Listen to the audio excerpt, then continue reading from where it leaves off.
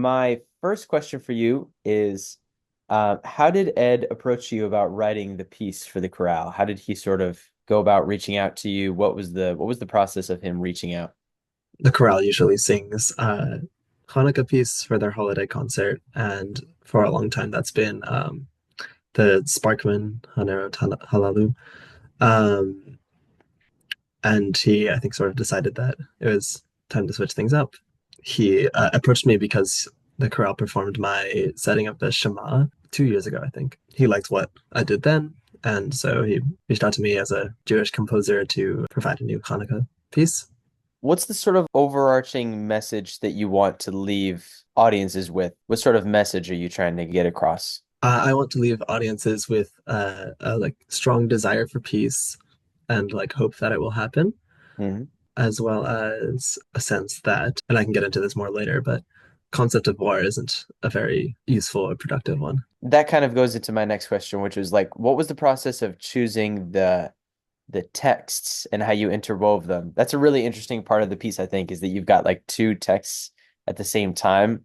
And so how did you sort of like come about the Sarah Teasdale, and how did you like interweave them? Like what were you thinking when you chose those two? Yeah, I mean, I look to Yisa Goy as a text just because it's a very well-known Jewish text about peace, and I felt like the themes that Ed and I were discussing when he gave me this commission was were sort of like in light of current events, you want something that's like hopeful and yeah, with an eye towards peace.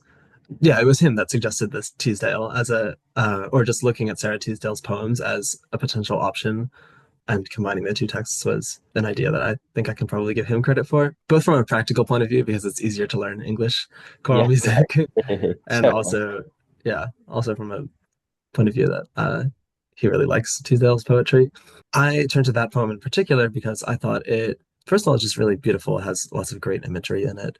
But second of all, like the passage from Isaiah and Yisa Goy, nation shall not lift up sword against nation, is nice, but it lacks any sort of like nuance beyond Right. there's not going to be any war. And like the Right. original context is sort of like God is going to make it so that you guys don't fight anymore, which I think is a great idea. But the Teasdale poem, yeah, adds nuance by portraying like the beauty of the natural world, but in a way that it's like a post-war landscape. All of the like strife that has happened because of this war, but nature is just completely oblivious to it. And Right. it's, I think I sort of see the message as like the world doesn't care really Right. what you're fighting about. Exactly. I like that line about neither the birds nor the trees nor any part of nature cares if humankind perished. That's a powerful message. Did you revise Lois Goy a lot, or did it sort of flow naturally? What was your sort of timeline for the piece? This piece definitely took me a long time to get like off the ground. Yep. There are a lot of false starts this summer with Yeah. it. I think I came up with like maybe four different Mm. concepts for the beginning of the piece, or like a kernel idea that never came to fruition. Right. Eventually I touched upon this opening theme using the Teasdale text that I like. I think part of the struggle had been I was trying to work with just putting the Yisa Goy text at the beginning. It's short and direct, and I was having trouble making that into an idea that would stretch across the whole piece while also like providing an opportunity to use the Teasdale text.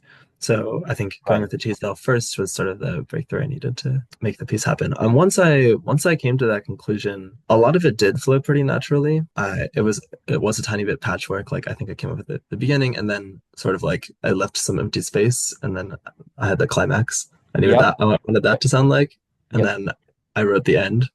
Uh-huh. And so I had just like this missing 20 to 50% of the piece for Right. a while, and then it took like one more final breakthrough to crack that. And what sort of led to that breakthrough? Was it just a matter of like sitting down and what makes sense to go here? Yeah, and it was like many days of just like staring at my music and being like, what do I do here? Right. But also I think eventually allowing myself to think outside the box that I put myself in, Hmm. because I had sort of put myself in a little conundrum where I had like Teasdale mode for the piece and then Yep. Lois Going mode for the piece, Got it. and I needed Got to it. like connect them somehow. So like one of the breakthroughs that allowed me to finish was having the text overlap. There's one passage where like the basses are still singing the Tuesday while the rest of the parts are singing Yisa Goy. And that happens again at the end too, which is cool. So harmonically, the piece is pretty interesting. It kind of moves in unexpected directions at times, especially middle section where the Loisa Goy text first comes in, and then it's like a C major, like G major, like we move Mhm. completely to a different area. What kind of informed those choices of like harmony and key area and like how did you decide those kind of things? I think my approach to the harmony throughout the piece was to create something that felt very familiar with only a couple touches of the unexpected. The introduction of the Loisa Goy text with that harmonic shift is a place where I wanted to mark like a really clear turn. And so I introduced this tonality that hasn't been heard before in the piece. And it still feels like it can follow from what comes before. It's not like completely out of the blue, but it definitely feels like I'm taking you somewhere new. And so, were there any kind of like composers or pieces or inspirations for that kind of harmony, or even the piece in general? Did you have any like composers or pieces that you kind of used as inspiration? Yeah, definitely. There was a piece the Yale Glee Club sang a few years ago Uh, called The Great Waters Sleep. okay. Um, it was the winner of our emerging composers competition by a guy named Isaac Lovedahl. There's a moment in his piece that has stuck with me, where it's I think does sort of the same like E major to C major shift with I think I also sort of borrowed the string texture that goes on there. It's sort of like a rolling motion. Uh-huh. Though his is just for piano and chorus. The orchestra part in the climax is a little bit reminiscent of the Bruch Violin Concerto, which is a piece that I have played a lot as a violinist. I'm sure people in the orchestra will notice when they get there. It's got very like romantic vibes to it, especially with the E major C major kind of like the third relationship. I Yeah. think Ed during rehearsal mentioned that it sort of sounds the piano interlude section that happens between like right before the C major happens. He said that it was very reminiscent of like a movie score, which I Mhm. think you get out of that kind of like third relationship. Movies do that all the time, all the time. Yeah, I think there's definitely a lot of traces of film scores in my music in Yeah, general. yeah. It's hard not to, I think. Yeah. Do you feel like you have a good sense of how the orchestra will sound based on the piano part that's going I on in think there? so. I think so.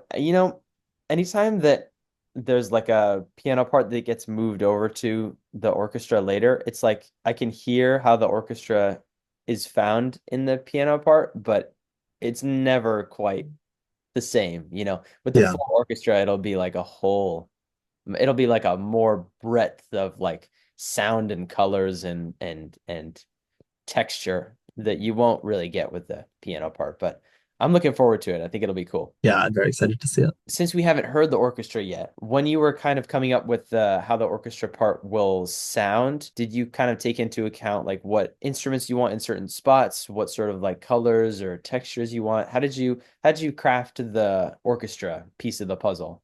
I think I'm starting to enter a phase of my compositional life where I'm focusing a lot on texture, but there are definitely moments like the shimmering sound when the choir is doing the alternating notes. I have the strings doing like a little sul ponticello tremolo. There's also widespread use of pizzicato, and I think the glockenspiel provides like extra punctuation in a register that none of the other instruments have that will hopefully be very satisfying. Like at the very end of the piece, I have the orchestra drop out entirely, or like in the last section of the piece, I have the orchestra drop out entirely so that we get the choir on its own to Right. deliver the like very poignant end of the poem. And then at the very, very end, I have very thin texture instruments. It's like glockenspiel on top, but it's some like high violin harmonic and then one sustained note beneath it. You mentioned that you are, I guess, a violinist. Do you still play the violin, or is it more like a So past you have? I think it would be disingenuous of me to claim that I still play the violin right now, but I don't want to say that I've given it up entirely. But yes, it has been a long time since I've actually played. Okay. Okay. And so did any of that like inform the orchestra writing at all or no? I mean, definitely my experience playing violin in Yeah. orchestras and solo has a big impact on how I write for it. I think like Right. Yeah. understanding, positions, bowings, Yep. um, and just a general grasp of repertoire helps a lot when it comes to writing for an instrument. Right. Right. And that knowledge extends to viola and like to a lesser extent to cello and bass writing. Uh-huh. Yeah, there are definitely things that I don't think I would know were possible if I didn't play the instrument already. Right. Right. Yeah, and like being able to understand how easy or difficult a certain passage will be to play, Yep. I think is a great asset. And whenever I write for like winds or something, I miss it a lot. Yes, yeah. In terms of your singing experience, how did that inform the choices that you made for the chorale, knowing what you know about the chorale? I've heard the chorale perform a lot because my Yep. dad is in it, and so Yep. I, since I was a little kid, I've been hearing their concerts, and so I have Yep. a pretty good sense of like what they sound like as a full group and what they sound like with their little sections singing at once. Right. Right. So I think, I had moments like debating, am I able to take the sopranos up to that F sharp so early in the piece without it sounding like a giant moment that they're really reaching for? Right. And I decided that yes, they can handle that. And there were definitely things I wrote in the like tenor and bass parts where I was like, I think the chorale singers will sound really good Yeah. on this kind of stuff, particularly in the like when it first shifts to the low Yisa Goy text. I really do like that shift. It sort of comes out of nowhere, but it's not, like you said, it's not jarring. I think Right. Ed described it as like a breath of fresh air. Good. All right. Thanks, Noah. I appreciate you taking the time. Of course, thank you. Bye. Bye.